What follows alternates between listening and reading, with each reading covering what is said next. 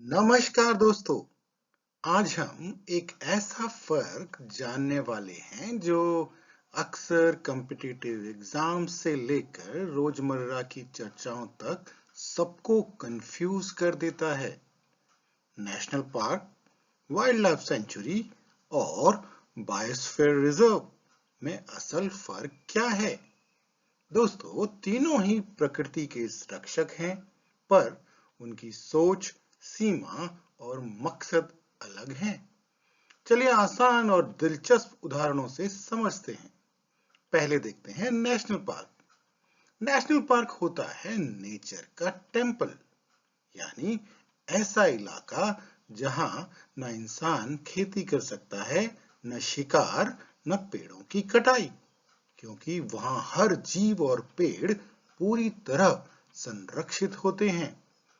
यही होता है नेशनल पार्क, जहां प्रकृति को उसके ओरिजिनल फॉर्म में बचाए रखा जाता है।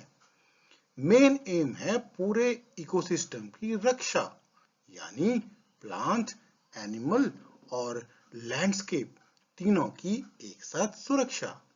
उदाहरण देखें तो हमारे पास काजीरंगा नेशनल पार्क असम में है। ये एक सींग वाले गैंडों के लिए प्रसिद्ध है। हमारे पास गिर नेशनल पार्क गुजरात में है, जो अपने एशियाई शेरों का घर है। हमारे पास रणथंभौर नेशनल पार्क राजस्थान में है, जो शाही बाघों का घर माना जाता है। दोस्तों, की पॉइंट यहाँ ये है कि जो नेशनल पार्क होते हैं वहां मानव गतिविधियां बहुत सीमित होती हैं। केवल कोई रिसर्च या टूरिज्म वगैरह गवर्नमेंट के कंट्रोल तरीकों से किया जाता है। दूसरा, अगर हम देखें वाइल्ड लाइफ सेंचुरी, ये सेफ्टी जोन फॉर एनिमल्स होता है। ये एक ऐसा क्षेत्र है जिसकी कल्पना अगर हम करें तो वहां जानवर आजाद तो होते हैं, लेकिन जो स्थानीय लोग हैं, जैसे आदिवासी या नजदीक के गांव के लोग, वो भी कुछ सस्टेनेबल एक्टिविटीज कर सकते हैं, जैसे लकड़ी इकट्ठा करना या अपने पशुओं को के लिए चारा वगैरह उनको चराना या चारा वगैरह वहां से इकट्ठा करना, या कुछ सीमित बाहरी क्षेत्रों में थोड़ी बहुत खेती करना। लेकिन ये सब सरकार की निगरानी में होता है, नियमों के तहत। दोस्तों, यही है वाइल्ड लाइफ सेंचुरी। यहाँ मुख्य ध्यान होता है जानवरों और उनके हैबिटेट की रक्षा करना, और कुछ मानव गतिविधियां सस्टेनेबल रूप में जारी रखी जा सकती हैं सरकार की निगरानी में। उदाहरण देखें तो हमारे पास Periyar wild life sanctuary Kerala में है, जो हाथियों का स्वर्ग कहा जाता है। हमारे पास भरतपुर बर्ड सेंचुरी है राजस्थान में, जो हजारों देशी विदेशी पक्षियों का ठिकाना माना जाता है। हमारे पास चिल्का लेक सेंचुरी है उड़ीसा में, जो जलीय पक्षियों और डॉल्फिन्स के लिए प्रसिद्ध है।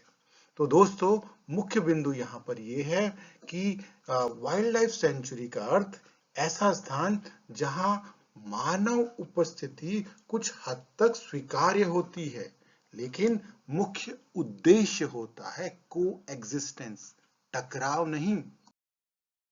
चलिए अब जानते हैं बायोस्फीयर रिजर्व क्या होता है। यह है नेचर का विश्वविद्यालय। अब सोचिए एक बहुत बड़ा इलाका जहां नेशनल पार्क्स हैं, वाइल्ड लाइफ सेंचुरीज हैं, साथ ही गांव हैं, खेत हैं, लोग हैं, उनके पशु हैं। तो बायोस्फीयर रिजर्व का मकसद सिर्फ संरक्षण नहीं, बल्कि संतुलन होता है, नेचर का, डेवलपमेंट का और लोगों का। यही होता है बायोस्फीयर रिजर्व, जो यूनेस्को के मैन और बायोस्फीयर प्रोग्राम का हिस्सा है। बायोस्फीयर रिजर्व में मुख्यतः 3 क्षेत्र होते हैं। पहला, कोर जोन, सबसे संरक्षित, जिसमें नेशनल पार्क या वाइल्ड लाइफ सेंचुरीज होती हैं। दूसरा, बफर जोन, जिसमें रिसर्च या टूरिज्म वगैरह के काम सरकार की निगरानी में किए जाते हैं। और तीसरा होता है ट्रांजिशन जोन, जहां लोग रहते हैं, काम करते हैं, उनके पशु वगैरह रहते हैं, खेती बाड़ी वगैरह वो करते हैं। उदाहरण देखें तो नीलगिरी बायोस्फीयर रिजर्व तमिलनाडु, केरल और कर्नाटक में विस्तृत है। सुंदरबन बायोस्फीयर रिजर्व पश्चिम बंगाल में देखा जाता है। नंदा देवी बायोस्फीयर रिजर्व उत्तराखंड राज्य में स्थित है। तो मुख्य बिंदु ये है कि यहाँ कंजर्वेशन और ह्यूमन डेवलपमेंट का परफेक्ट बैलेंस देखा जाता है। तो चलिए दोस्तों, एक सरल ट्रिक से इन तीनों का फर्क याद रखा जाए। नेशनल पार्क नेचर को लॉक कर प्रोटेक्शन देने का तरीका, वाइल्ड लाइफ सेंचुरी एनिमल्स को सेफ जोन देना और साथ ही ह्यूमन को थोड़ा स्पेस देना नियमों के तहत, और बायोस्फीयर रिजर्व नेचर और ह्यूमंस दोनों को एक फैमिली के रूप में जीने देना।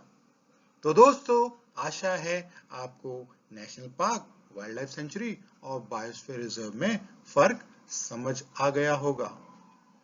तीनों वास्तव में संरक्षण के प्रतीक हैं, फर्क बस दायरे और दर्शन का है। तो दोस्तों, अगर आपको ये फर्क समझ आया है और आप और अधिक ऐसे ज्ञानवर्धक कंपैरिजन चाहते हैं तो हमारे चैनल को लाइक करें, सब्सक्राइब जरूर करें। तब तक के लिए नमस्कार, पुनः मिलते हैं। जय हिंद।